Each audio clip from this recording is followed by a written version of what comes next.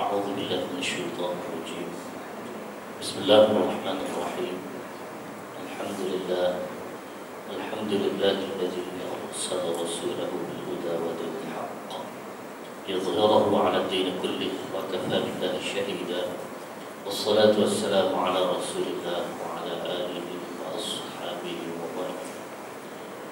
Muslimin muslimat sedang jemaah rahmatullah sekalian, alhamdulillah dapat kita bertemu lagi pada malam ini untuk hasil kuliah Lughatul Uqul fi Asbabun Nuzul daripada kitab Imam As-Suyuti rahimahullah taala tentang sebab-sebab turun ayat Al-Quran. Dan malam ini kita masuk kepada ayat 113 surah Al-Baqarah.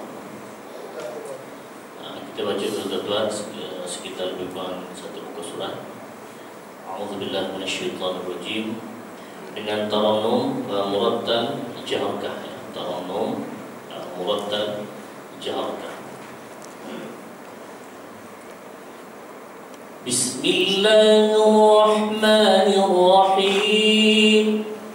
Bismillahirrahmanirrahim. Alhamdulillahi rabbil alamin. Alhamdulillahi rabbil alamin. Ar-Rahmanir Rahim. Ar-Rahmanir Rahim. Maliki yaumiddin. Maliki yaumiddin. Iyyaka na'budu wa iyyaka nasta'in. Iyyaka na'budu wa iyyaka nasta'in. Ihdinas siratal mustaqim. Ihdinas siratal mustaqim. Siratal ladzina an'amta 'alaihim. Siratal ladzina an'amta 'alaihim. Ghairil maghdubi 'alaihim waladdallin.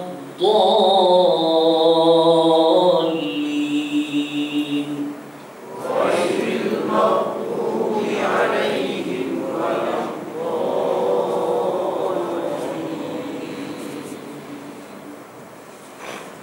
Bismillahirrahmanirrahim.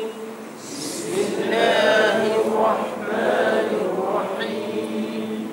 Wa qalatil yahudu laysatin nasara ala shay'. Wa qalatil yahudu laysatin nasara ala shay'. Wa qalatin nasara laysatil yahudu ala shay'. Wa qalatin nasara laysatil yahudu ala shay'. Wa hum yatluna al-kitab. Wa hum yatluna al-kitab. Kadhalika qala alladhina la ya'lamuna mithla qawlihim. Kadhalika qala alladhina la ya'lamuna mithla qawlihim. Fallahu yahkumu bainahum yawmal qiyamati fima kanu.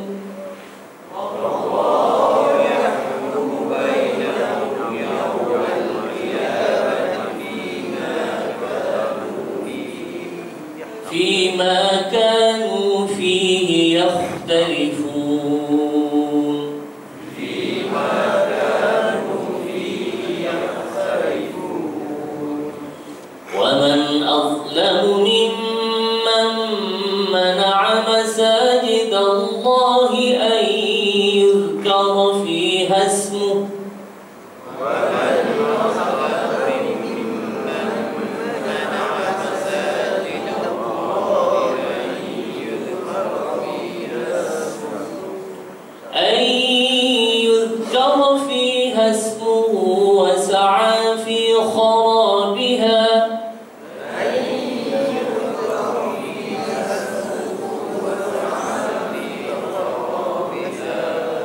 أولئك ما كان لهم أن يدخلوها إلا خائفين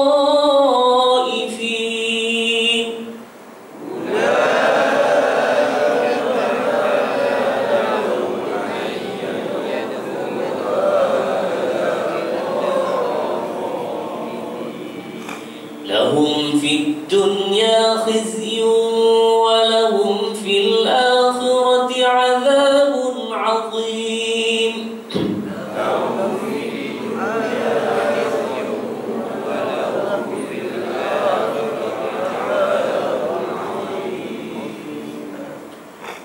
ولله المشرق والمغرب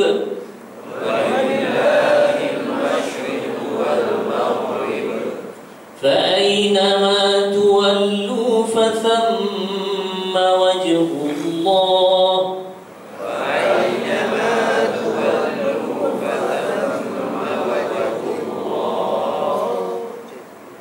إن الله واسع عليم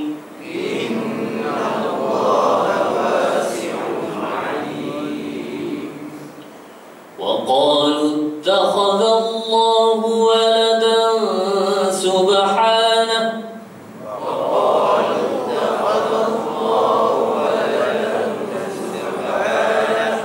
بل له ما في السماوات والأرض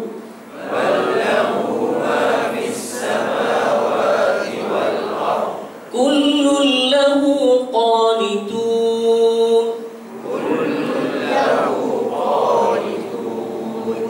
بديع السماوات والأرض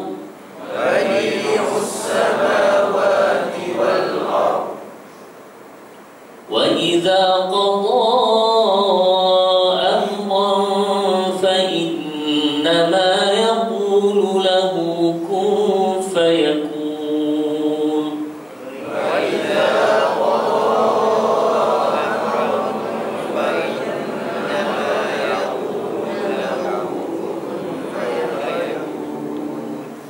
وقال الذين لا يعلمون لولا يكلمنا الله أو تأتينا آية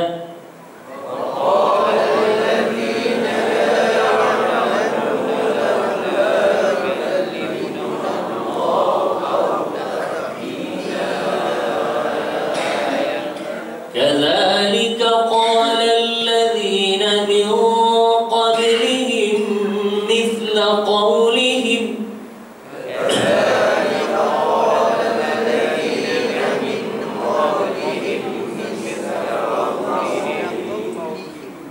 تشابهت قلوبهم قد بينا الآيات لقوم يوقنون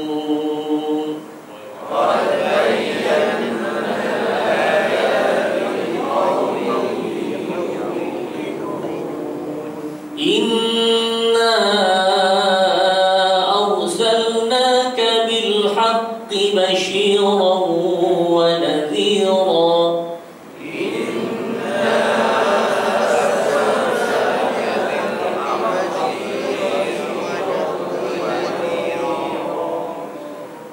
ولا تسأل عن أصحاب الجحيم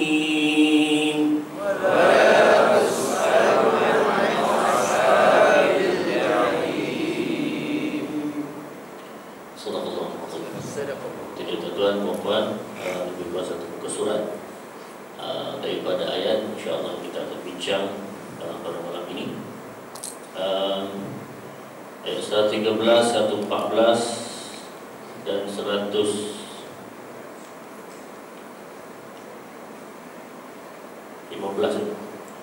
betul-betul itu ada dia punya asbab nuzul, sebab turun ayatnya. InsyaAllah kita akan cuba bincang pada malam ini. Baik, kita tengok sekejap secara ringkasnya. كذلك قال الذين من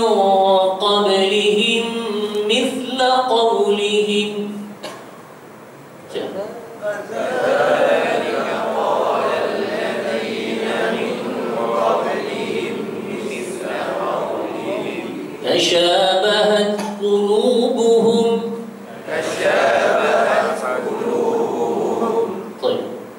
Yang Ustaz nak tunjukkan pada malam ini secara ringkasnya berkenaan dengan wakaf, ya. Tuan-tuan nampak mem kecil itu, ya. Mem kecil itu tanda kepada wakaf lazim. Ya, lazim ni kita dah bincang beberapa kali, maksudnya wakaf yang mesti. Walaupun mesti itu tidak sampai ke tahap wajib, seperti mana wajib sembahyang. Ada wajib sembahyang ni kalau tak sembahyang dosa. Yang ini pun dalam istilah tajwid pun wajib juga, maksudnya kena berhenti, tetapi tidak sampai ke tahap seperti yang sembahyang tadi. Cumanya tujuan ataupun maksud daripada suruh berhenti ini kerana dari sudut makna. Ini ada ijtihad para ulama berkenaan perkara seperti ini. Banyak tempat-tempat dalam Quran yang menyebut ataupun yang diletakkan tanda mim seperti ini.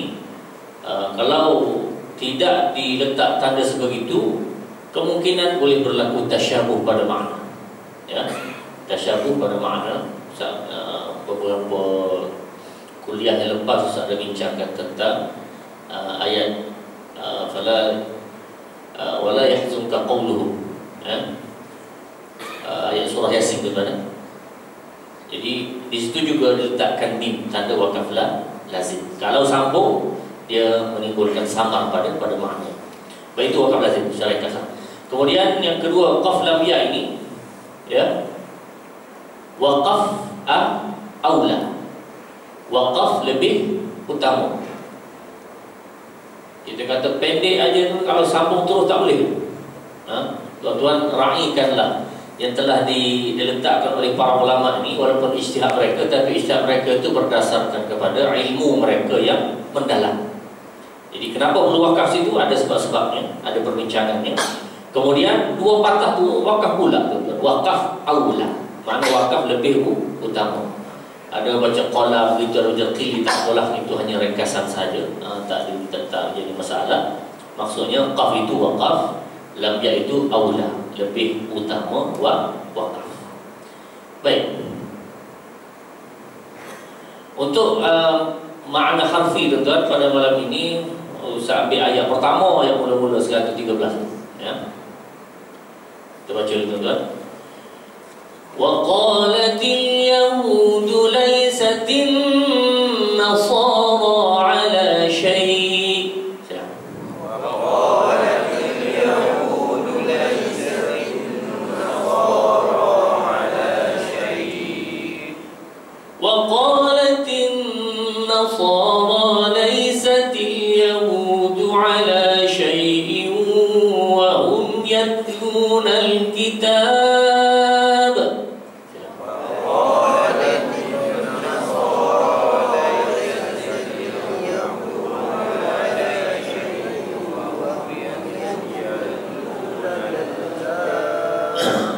Ini malam ini kita nak belajar sama-sama beberapa perkataan yang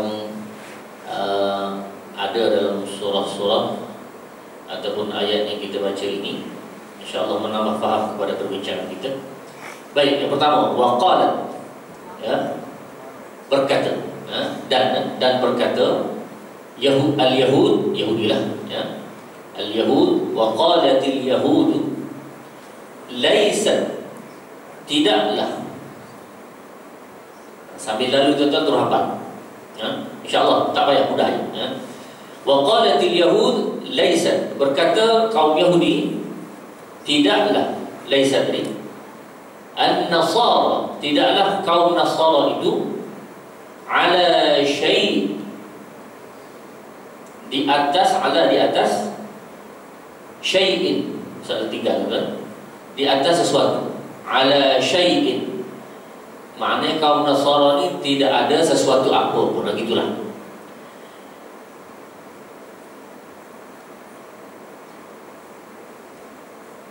Begitu juga yang seterusnya, waqalatin nasara, ayat itu ulang, ya.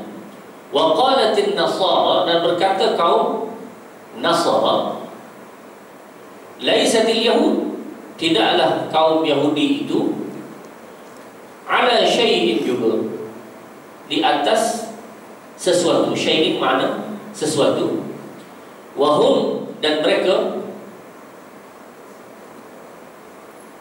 yatlun, membaca Alkitab, dan mereka membaca kitab. Kitab ini merujuk kepada kitab yang diturunkan pada zaman mereka. Baik, sekali lagi tuan-tuan, ayat ini mudah saja sebab dia berulang. Wa qalatil yahudu laysatin nasara ala syai'. Kemudian dibalikkan itu, wa qalatin nasara laysatil yahudu ala syai'. Sama aja maknanya, hafal yang atas tu bawah dah boleh faham.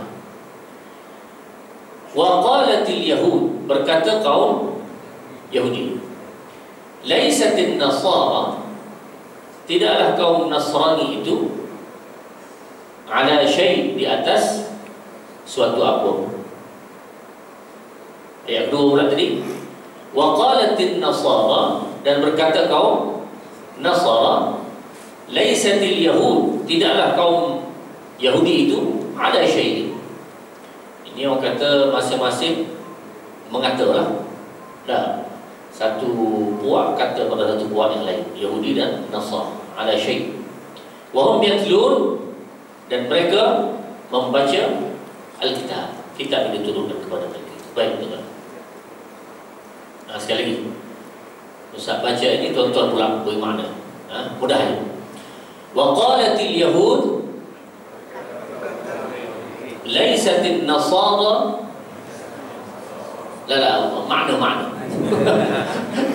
Kalau Ustaz baca, tuan-tuan baca sama je. Jadi maknanya, laysatin nasara, tidaklah kaum Nasara itu ala syai', di atas sesuatu. Maksudnya tak ada apa-apa, tak ada sesuatu apa pun. Wa qalatin nasara, dan berkata kaum Nasara, laysatil yahud,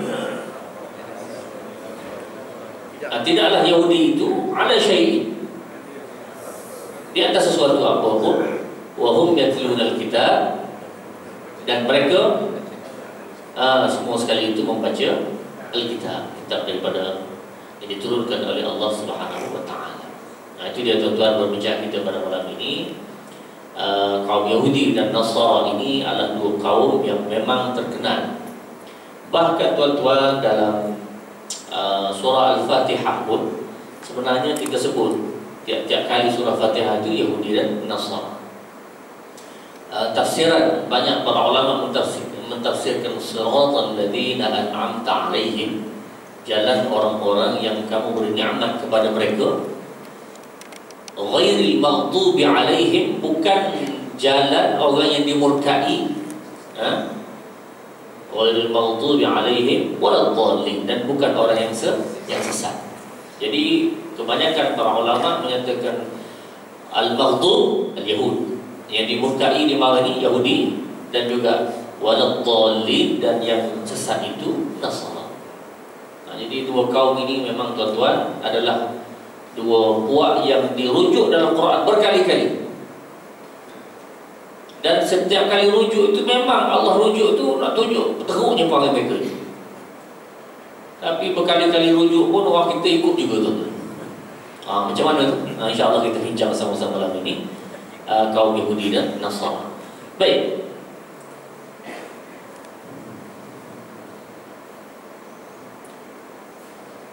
Dalam kitab Asbabun Nuzul oleh Imam As-Suyuti, Lubabun Nuqul fi Asbabun Nuzul, akhraj Ibnu Abi Hatim min tariq Sa'id wa Ikrimah an Abi Ibn Abbas qala lamma qadima ahlu Najran min an-Nasara ala Rasulullah sallallahu alaihi wasallam.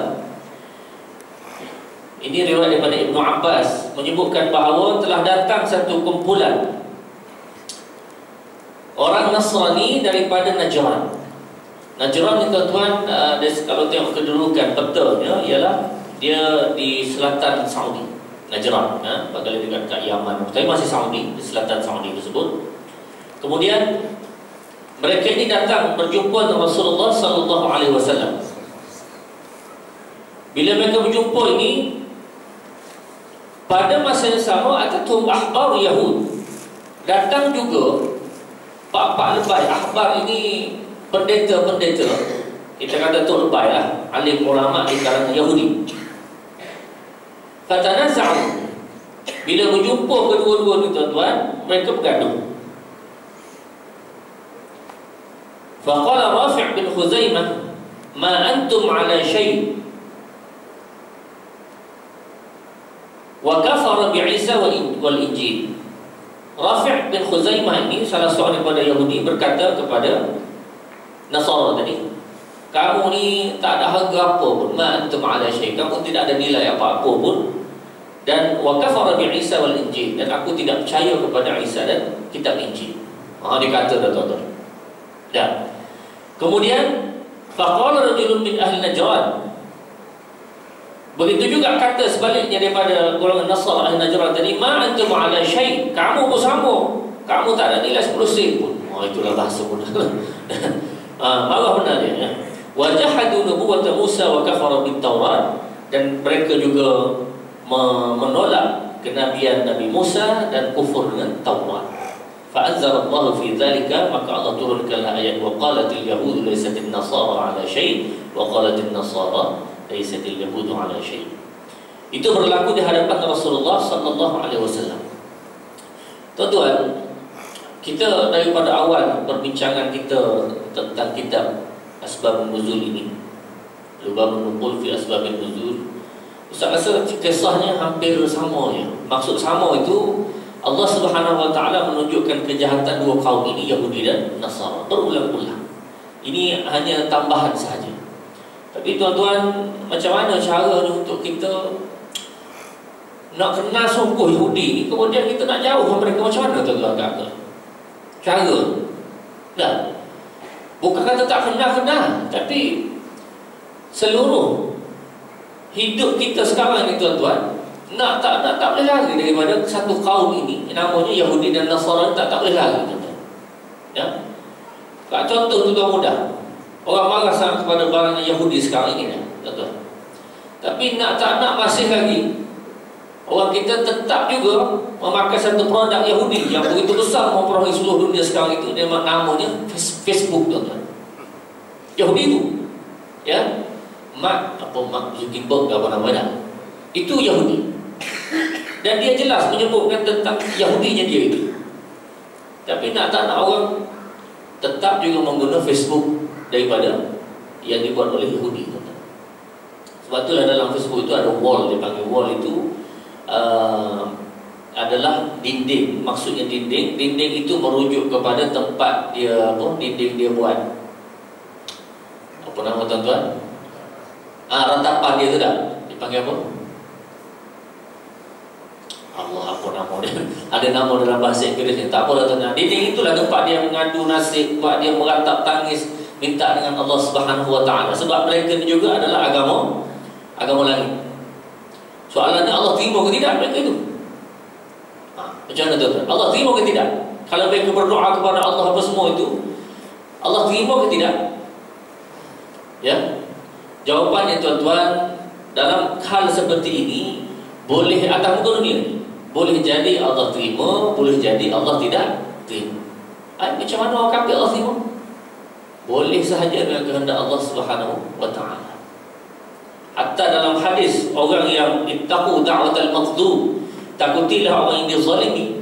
Kalau orang kena zalim itu orang kafir sekalipun tuan-tuan, dia berdoa kepada Allah, Allah boleh terima, tak ada masalah. Dan buktinya Allah telah terima satu makhluk Allah yang begitu asi, yang begitu jahat. Apa dia tuan-tuan? Syaitan la'natullah. Allah terima 2 kali doa dalam Quran. 2 kali Allah terima doa. Yang pertama sekali ialah ketika mana Allah halau dia daripada, kata mufassir ramanya, daripada syurga, kan? Allah halau dia itu. Dia minta pertama sekali ialah qala anzurni ila yaumi yub'atsun, ya Allah, kamu panjangkanlah umur aku selama-lamanya sehingga hari kiamat. Itu Allah terima. Dah dia asi, begitu jahat manusia, Allah terima juga, boleh tuan-tuan, tidak ada masalah. Sebab itulah kalau orang nak buat jahat pada orang lain, buat apa dia tuan-tuan, santau kah, apa lagi, buatlah apa-apa pun ya, Allah boleh terima, tapi dia kena menanggung segala-galanya di akhirat. Apabila jumpa dengan Allah, dia takut sendirilah. Kalau dia buat jahat kepada orang, Allah boleh terima, tetapi dia akan tanggung di akhirat kelak. Lebih teruk daripada itu lagi. Baik. Pertama, Allah terima doa al-qala adh-dhinni ila yaumi yub'atsun. Itu doa syaitan yang pertama. Yang keduanya ialah tuan-tuan, Allah terima doa syaitan ini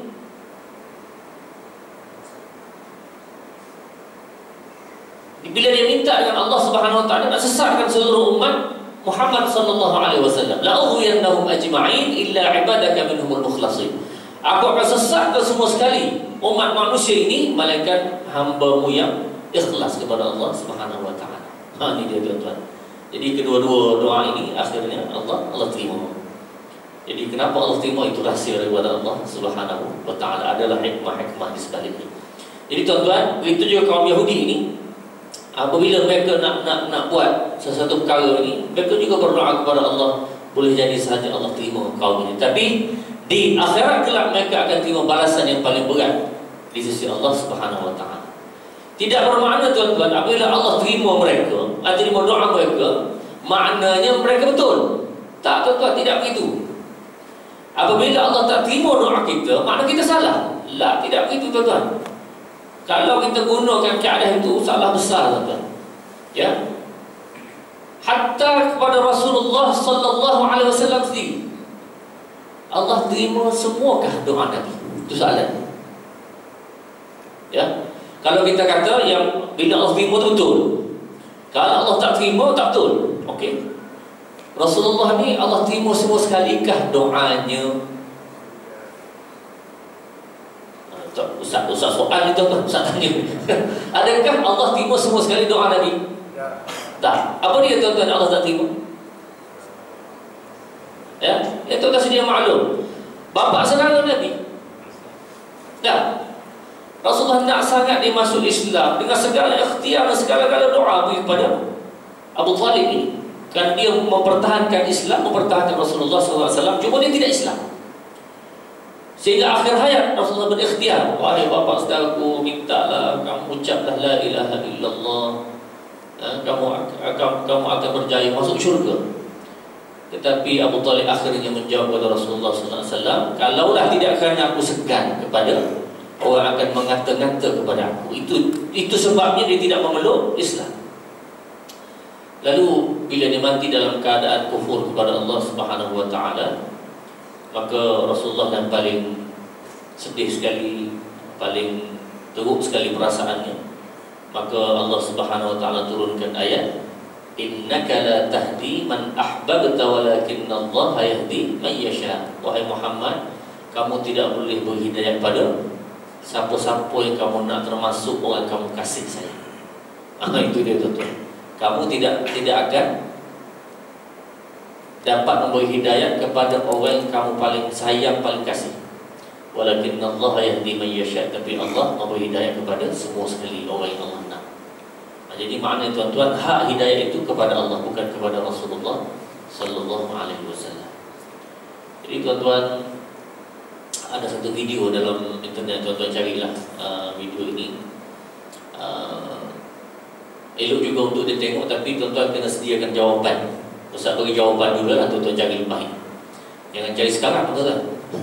Dengar dulu saya nak cerita. Ada satu program live TV di Mesir, pengacara nama Riham. Riham ni ialah kalau RIHM pun keluar juga tuan-tuan, dalam YouTube tu ada. Pengacaranya tak pakai tudung, free hair, punya wanita. Kemudian dia jemput seorang namanya Dr. Nuha. Dr. Nuha, perempuan. Dr. Nuha ni pun tak pakai tudung, tetapi untuk program pada malam tersebut dia pakai tudung. Kenapa? Jadi Riham tu tanya, kenapa kau pakai tudung hari ni? Dia kata, kamu kan serupa aku je. Jadi dia kata, kerana aku bimbang, takut-takut aku akan menjadi orang seterusnya yang akan dibunuh, yang akan dikhianati, disakiti oleh puak-puak ekstremis Islam, katanya. Dia mula begitu tuan-tuan. Baiklah, tak apalah. Baik, bila perbincangan ini berlaku tuan-tuan, Riham ni tanya beberapa perkara lah. Kenapa asalnya kamu dulu Dr. Nuha ini asalnya orang pakai tudung elok, tuan-tuan. Tetapi dia kata, aku ini sebelum ni pakai tudung, dan sekarang aku tak pakai tudung lagi, kerana aku ini bila aku minta dengan Allah Subhanahu Wa Taala, Allah tak terima dia. Nah, ini dia tuan-tuan. Aku minta dengan Allah, Allah tak terima. Riham terkejutlah.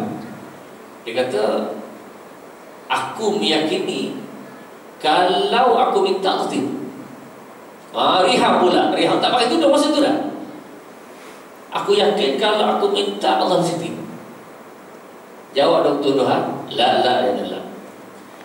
Cuba kau minta 1 juta, Allah bagi ke tidak? Kan benda tu logik lah, logik akal. Ini orang yang fikirannya liberal. Dia mengaku Islam tapi fikirannya liberal. Dia kata, kalau kau minta 1 juta, Allah bagi ke tidak? Minta sekarang. Riham kata, aku yakin. Wah, dia pula yakin tuan-tuan. Dia tak pakai tudung. Aku yakin bahawa kalau aku minta Allah terima. Walaupun dia tak dapat buktikan pada masa itu. Tuan-tuan, ada lagi 2-3 perbincangan lain. Dia kata bahawa Muhammad ini adalah insanun azim, seorang manusia yang hebat. Tetapi Muhammad ini bukan Rasulullah. Dia kata begitu tuan-tuan. Itu dia takut tu, lalu dia pakai tudung pada program tersebut. Dia kata, kenapa kamu kata begitu? Kerana Muhammad, sekalipun dia orang bijak, orang hebat, pengikutnya begitu sekali taksub kepada dia, tetapi tidak ada bukti ilmiah. Orang bijak lah tuan-tuan, tidak ada bukti ilmiah bahawa Muhammad itu adalah Rasulullah. Tuan-tuan, kalau tanya pada kita, nak jawab macam mana gambar-gambar itu? Letih kita dah. Baik, tak usah ambil satu. Baik, bila begitu tuan-tuan, akhirnya Riham ni naik bawah.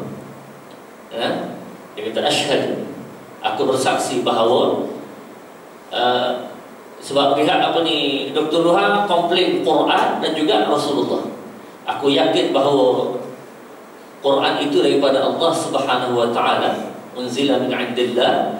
Kemudian dia kata bahawa Muhammad Rasulullah sallallahu alaihi wasallam.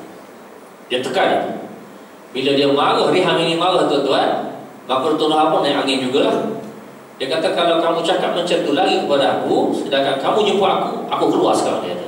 Itu majlis live TV pun. Riham pun kata, okey, keluar sekarang. Riham tu kata dia, okey, keluar sekarang. Dia terkejut lah, ni live TV kan. Jadi dia terpinga-pinga. Akhirnya dia kata, kamu suruh aku keluar? Ya, sekarang keluar. Jadi tuan-tuan, majlis tersebut atau program tersebut hanya berlaku dalam lebih kurang tak sampai 10 minit tuan-tuan. Akhirnya Riham suruh Dr. Nuha ni keluar. Baik, tak apa tuan-tuan, itu tuan-tuan boleh tengok dalam YouTube nanti. Baik, yang Ustaz sebut tadi ialah pemikiran yang ada kepada Dr. Nuha ini, yang asalnya orang bertudung, yang baik, tetapi bila dia berdoa kepada Allah, Allah tak terima. Kita pun tuan-tuan, kadang-kadang kita berdoa, kita rasa Allah tak terima, ada ke tidak tuan-tuan? Ada, ya, ada. Tapi tuan-tuan, Allah Subhanahu Wa Taala sebut dalam Quran, ud'uni astajib lakum. Kamu berdoalah, aku pasti akan terima. Cuba tuan-tuan, penerimaan Allah Subhanahu Wa Taala ini, adakah Allah terima itu mesti setiap kita minta Allah terima? Itu soalan. Sebabnya tuan-tuan, Allah ini alim, dia tahu semua sekali. Kita setuju tuan-tuan? Allah tahu semua sekali tentang kita, betul tidak? Betul, kita setuju. Okey. Jadi apa yang kita minta itu baik ke tidak, Allah juga tahu. Tuan-tuan setuju? Ya, kita setuju. Jadi dengan sebab itu Allah akan tengok yang kita minta itu sesuai atau tidak. Kita rasa sesuai, Allah rasa tak sesuai. Ya tak? Contoh tadi tuan-tuan, Riham kata, kalau kau minta 1 juta, Allah bagi tidak? Kalau tuan-tuan minta, Allah bagi tidak? Ya tak? Tak berani nak jawab gitu. Risau nak jawab macam mana. Kalau minta 1 juta, Allah bagi tidak sekarang ini. Baik tuan-tuan, melihat kepada keadaan. Pada ilmu Allah Subhanahu Wa Taala sesuai atau tidak. Boleh jadi Allah beri, boleh jadi. Tuan, orang yang satu masa dulu ada orang yang jenis meratik, minta duit, jatuh duit ke depan tuan. Ini sungguh Ustaz jumpa orang. Dia cerita memang jatuh duit sungguh. Lepas tu kata, Haji tak pergi ambil tu. Tak boleh, kita ada ketua. Ketua lah pergi peluk duit tersebut, jatuh dengan beg macam mana dia peluk. Dia meratik kat masjid atas surau. Jadi bila turun duit tu tuan-tuan, maka ketua ni akan cepat-cepat. Dia kata dia mesti ada satu bacaan lain supaya duit itu tidak hilang. Lah, dah lah jatuh depan dia. Kalau salah baca hilang pula tuan-tuan. Pening kepala kita. Jadi sepanjang haji beratib macam tu, berapa banyak haji dapat? Tak ada satu sen pun dia kata. Jadi sama ada dikebas oleh bos dia tu ke atau macam mana, wallahualam. Tapi dia tak dapat apa-apa. Tapi kumpulan beratib itu ada beberapa ramai. Sebab dia kata saya nak cuba je Ustaz. Iyalah, nak cubalah macam-macam lah. Jadi tuan-tuan, dengan sebab itu Allah melihat kesesuaian yang berlaku pada kita pada masa itu. Jadi kalau sesuai Allah boleh beri, kalau tak sesuai Allah berhak untuk tidak boleh. Bukan bermakna Allah tidak terima. Mungkin penerimaan ini berlaku di masa yang lain. Misalnya pada masa yang akan datang. Ataupun Allah tangguhkan doa tersebut di akhirat kelak. Sehingga dalam satu riwayat, apabila Allah tunjukkan kelebihannya doa ditangguh, diterima di akhirat tuan-tuan, orang tu pun kata, ya Allah, alangkah baiknya kalau semua doa aku tu yang di dunia itu kamu terima sekarang. Itu masa dah mati dah depan Tuhan, baru nak cakap macam tu. Masa tak muka dunia, Allah, aku dah doa, aku tak terima, dah doa tak terima. Allahumma Tuhan, itulah sifatnya manusia. Khulqul insan dengan ajab, manusia ini keluh kesah dan terburu-buru sifatnya. Baik tuan-tuan, jadi dengan sebab itu tuan-tuan, kalaulah Ustaz tanya ni, kalaulah kita minta duit 1 juta tu Allah terima lah terus tuan-tuan. Hari ni lepas isyak minta 1 juta dapat lagi. Esok pula minta dapat 1 juta. Orang kata kemudian 10 juta orang lagi. Tuan-tuan, adakah dia benar-benar memberi kebaikan? Soalan Ustaz, adakah dia benar-benar memberi kebaikan ataupun tidak? Tak berani nak jawab juga lah. Baik tuan-tuan, kita ambil satu kisah berlaku pada zaman dahulu. Zaman Nabi Musa AS, seorang manusia namanya Qarun. Tuan-tuan, Qarun asal manusia miskin. Asalnya miskin. Tetapi dia diberi oleh Allah Subhanahu Wa Taala satu ilmu. Ilmu apa dia? Ilmu buat emas. Hebat dia tuan-tuan. Nasib baiklah ilmu buat emas itu tenggelam dengan dia dalam tanah tuan-tuan. Akhirnya orang tak tahu. Kalau orang tahu buat emas kan tuan-tuan, tak ada orang jual emas, asyik buat emas saja. Dan kekayaan Qarun ini, hartanya itu penuh, begitu banyak tuan-tuan, sehingga kuncinya terpaksa dibawa oleh unta-unta. Kunci itu bukan harta, kunci. Kunci rumah, kunci bilik yang penuh dengan emas itu begitu banyak. Itu kekayaan Qarun. Tapi tuan-tuan, bila kaya sangat begitu, akhirnya Allah Subhanahu Wa Taala uji dia. Hantar Nabi Allah Musa. Nabi Allah Musa bukan orang lain pun, sepupu dia je. Hantar kepada Qarun. Bila jumpa Qarun nak minta zakat. Makna zakat dah ada zaman tu tuan-tuan. Apa jawab Qarun? Qala innama utituhu ala ilmin indi. Musa, aku dapat dengan ilmu aku. Tengok tuan-tuan. Dulu kan dia miskin, bapa gedan. Tapi dengan kekayaan sebegitu Allah beri, akhirnya dia lupa diri. Dia kata, oh ini ilmu aku Musa, bahal kamu nak minta zakat ni. Tuan-tuan, tengok dia. Jadi maknanya Allah boleh sahaja melihat kebaikan yang mana patut beri atau tidak. Allah boleh tengok perkara tersebut. Jadi tuan-tuan, terjawab soalan tadi, iaitu kenapa Allah tak terima doa Dr. Ruhani kita minta 1 juta itu? Kerana Allah melihat ada kebaikan. Kalau Allah terima, dia boleh jadi macam Qarun. Jadilah dia tuan-tuan, satu pemikiran Ustaz dah sebut pada hari ini ialah satu pemikiran dipanggil pemikiran liberal. Liberal ni maksudnya pemikiran yang mana dia tidak memahami Islam seperti mana yang Allah dan Rasulnya. Pemikiran yang mana tidak difahami oleh Nabi SAW, tidak difahami oleh sahabat-sahabat Nabi, tabi'in. Orang baik-baik itu bukan begitu fahamnya. Tuan-tuan, yang isu anjing Ustaz tak nak perpanjang lagi. Tuan-tuan sedia maklum dah baca banyak dalam WhatsApp, tak apa-apa sampai pada kita dah tak larat nak baca panjang. Baca WhatsApp Quran tak baca pula. WhatsApp ke mana je. Tolong sebarkan. Perkara ini amat baik. Iyalah baik dah tu kita kata dah. Tapi tuan-tuan, baca Quran tentu lebih baik. Quran tak sentuh pula. Tak sempat sebab dia baca WhatsApp. Allah. Jadi isu anjing tuan-tuan, ialah cakap apa-apa pun khilaf mazhab apa semua tuan-tuan. Tapi Ustaz nak minta kita pegang satu hadis yang sepakat. Yang khilaf ialah hukum anjing itu tubuh najis atau tidak, itu khilaf. Tapi banyak mazhab kata najis, kecuali mazhab Maliki kata tidak. Mazhab Maliki kata tidak. Syafi'i, Hambali dan juga Hanafi, sebahagian besar Hanafi mengatakan bahawa dia adalah najis. Cuma mazhab Maliki tidak. Adalah alasannya, tak apalah. Itu khilaf. Khilaf dibiarkan. Tetapi yang sepakat tuan-tuan, ambil hadis ini. La tadkhulul malaikah La tadkhulul malaikah baitan fihi kalbun wala surah. Malaikat tidak masuk dalam satu rumah yang ada anjing peliharaan. Anjing yang bawa pet, tuan-tuan, yang orang duk peluk, duk main, duk belai, ada anjing yang cerita dalam apa nama I Want to Touch a Dog itu menjurus kepada perkara itulah. Allah tak masuk rumah, anjing seperti tak masuk. Allah pula ada malaikat. Malaikat tidak akan masuk dalam rumah yang mana ada anjing pet itu, tuan-tuan. Walau surah juga gambar Korea, tapi Ustaz beritahu ni anjing. Jadi tuan-tuan, yang dalam Islam membenarkan anjing dua sahaja. Yang pertama sekali, anjing yang menjaga ternakan, menjaga tanaman dan seumpamanya.